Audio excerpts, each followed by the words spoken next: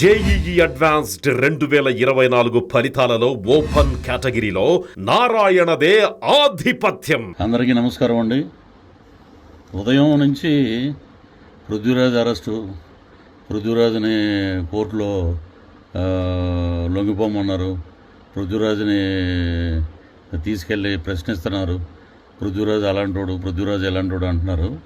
అందరికీ ఒక విషయం చెప్పాలి. మొదటి భార్యకి భరణం ఇవ్వలేదు. భరణం గురించి దగ్గర ఒక 3-4 ఏళ్ళ నుంచి భరణం ఎరియర్స్ ఉన్నాయి. ప్రతి నెల 10వ తారీఖున కట్టాలి, కట్టట్లేదు. అందువల్లే కోర్టు ఇష్యూ చేసింది అరెస్ట్ వారెంట్ అని చెప్పారు. ఏమంటే అసలు చాలామంది అసలు నిజంగా ఈ చిన్న యూట్యూబ్ ఛానల్స్ కానీ ఇతరత్ర మీడియా వారు కానీ అసలు విషయం తెలుసుకుని పృథ్వీ గారు ఏంటని అడిగితే నేను వివరంగా చెప్పేవాడిని. న్యాయస్థానం పరిధిలో ఫ్యామిలీ కోర్టులో ఈ మ్యాటర్ కొన్ని సంవత్సరాల నుంచి జరుగుతుంది.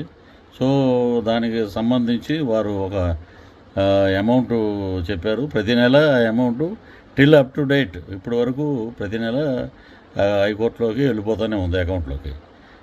కట్టకుండా పృథ్వీరాజ్ ఎక్కడ ఉన్నాడు? ఏది పడితే అది మీరు ఆ పృథ్వీరాజ్ అలాంటోడు, పృథ్వీరాజ్ ఇలాంటోడు క్యారెక్టర్ అసోసియేషన్ చేయవలసిన అవసరం లేదు. కోర్టు పరంగా నేను కోర్టు ఇచ్చిన చెప్పినట్లు ప్రతి నెల నేను పే చేస్తూనే ఉన్నాను. సో మీరు తెలుసుకోవాలి కదా విషయం. మీరు ఏది పడితే అది రాయొద్దండి దయచేసి. నేనేంటంటే మా హైకోర్టుకు సంబంధించిన లాయర్స్ని కూడా కనుక్కున్నాను. ఏంటంటే వాళ్ళే ఆశ్చర్యపోయి ఉన్నారు. ఏంటంటే ఇదేంటి ఇలాగా వచ్చింది, ఏంటిది అసలు విషయం తెలుసుకోకుండా ఎలాగా వేస్తారన్నారు. నేను చట్టపరంగా ఏదైతే యూట్యూబ్ ఛానల్స్ ఎక్కడైతే నా గురించి ఎవరైతే ప్రస్తావించారో వారందరి మీద చట్టపరమైన చర్యలు తీసుకుంటున్నాం కూడా. మా లాయర్లతో సంప్రదిస్తున్నాం.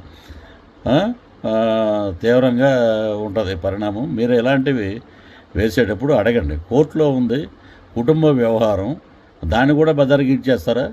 అక్కడ కట్టవలసిన భరణం ఎంత ఉంది, దానికి ప్రతి నెల ఎంత కట్టాలి అనే కోర్టులు కూడా మీరేనా? దీన్ని బట్టి ఒక మనిషిని ఎలా పడితే అలాగా క్యారెక్టర్ అసోసియేషన్ చేయకండి. క్యారెక్టర్ని దిగజార్చే ప్రయత్నం మానుకోండి.